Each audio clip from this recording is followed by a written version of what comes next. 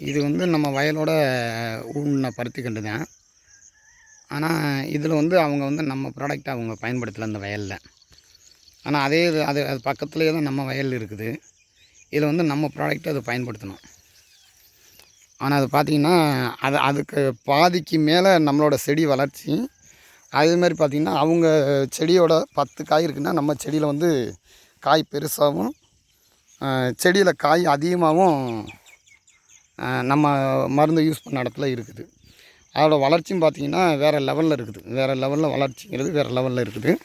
உங்களுக்கு பார்த்தாவே தெரியும். ஒவ்வொரு செடியிலையுமே காயுமே வந்து பெருசு பெருசாகவும் ஒவ்வொரு செடியில் அந்த செடியில் 10 காய் இருக்குது அப்படின்னா நம்ம செடிகளில் பார்த்திங்கன்னா 20 காய் 30 காய்க்கு மேலே இருக்கிற அளவுக்கு வளர்ச்சி கிடச்சிருக்கு. அதேமாதிரி பூவும் கொட்டவே இல்லை. பூ பூரமே காயாகவே மாறிட்டு. இது பூரமே பார்த்திங்கன்னா நம்ம வயலில் இருக்கிறது. ஆனால் அதோட ஊண்டுன பருத்தி தான் அது. அது அப்படியே பார்த்திங்கன்னா அந்த பக்கத்தில் அதை பாருங்கள், நல்லா உங்களுக்கு வித்தியாசம் தெரிஞ்சுங்க. இந்த இடத்துல இதோட வளர்ச்சி எப்படி இருக்குது, அந்த வயலோட இது எப்படி இருக்குன்னு பாருங்களேன். இது வந்து அந்த பக்கத்து அங்கே தெரிகிறது. அது மாதிரி பார்த்திங்கன்னா இது வந்து நம்ம வயலோடது. ஃபஸ்ட்டு ஆரம்பத்தில் கலக்க இருக்குதுன்னு சொல்லிட்டு கூட பக்கத்துலலாம் திட்டுனாங்க. ஆனால் நம்ம மருந்து போட்டதுக்கப்புறம் அது கலக்க இருந்ததோட வேகம் பார்த்திங்கன்னா நல்லா தூர் கட்டி பெரிய செடியாக வந்து காய் நிறையா வந்துட்டு.